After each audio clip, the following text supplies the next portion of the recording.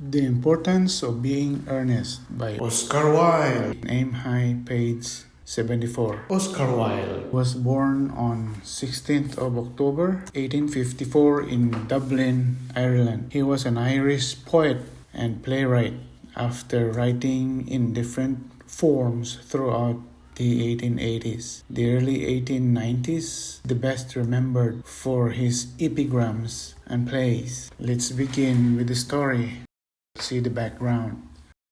Lady Bracknell and the Duchess of Bolton have the names of eligible young men on their lists to be potential husband for their daughters. Lady Bracknell has a young unspoiled daughter. She believes that people who know nothing never complain. Jack is an eligible young man from the countryside. Gwendolyn, Bracknell's daughter, will have difficulty living in the countryside.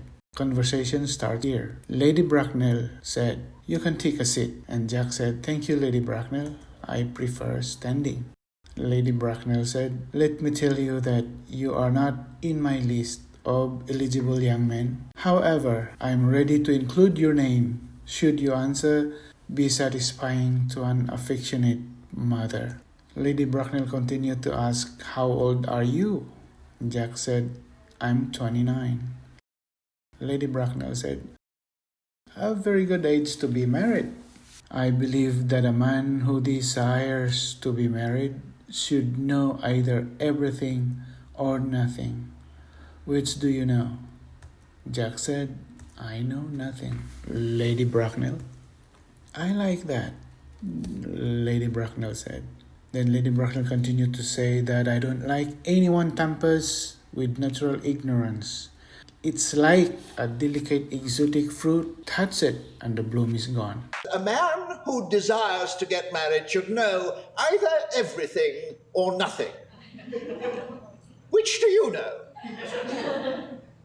I know nothing, Lady Bracknell. I am pleased to hear it.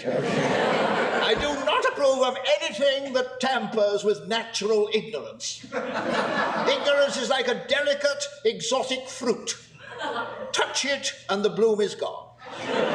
The whole theory of modern education is radically unsound. Fortunately, in England, it seems to produce no effect whatsoever. Otherwise, it would pose a serious danger to the upper classes. It could lead to acts of violence in Governor's Square.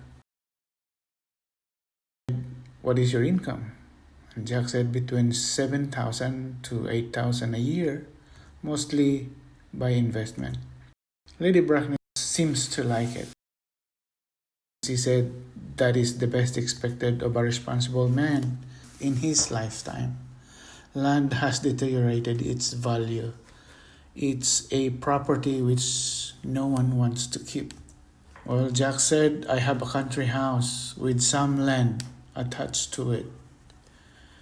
About 1,500 acres, but I don't depend on that for my real income. In fact, the poachers are making more out of it."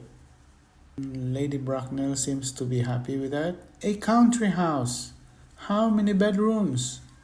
Lady Bracknell didn't wait for an answer, and he continued to say, "That point can be cleared up afterwards. I hope you also have a townhouse. A simple girl with unspoiled nature like Gwendolyn has difficulty living in the countryside." Alright, let me give you the brief summary. Jack doesn't need to work for a living. Gwendolyn has no experience of the world.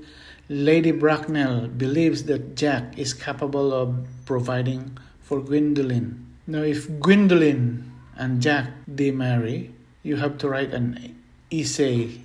Choose one titled "Factors That Would Make Them Happy" or "Factors That Would Make Them Unhappy." Just choose one title. Minimum of 50 words only. Send your answers to Google Classroom. Stay safe.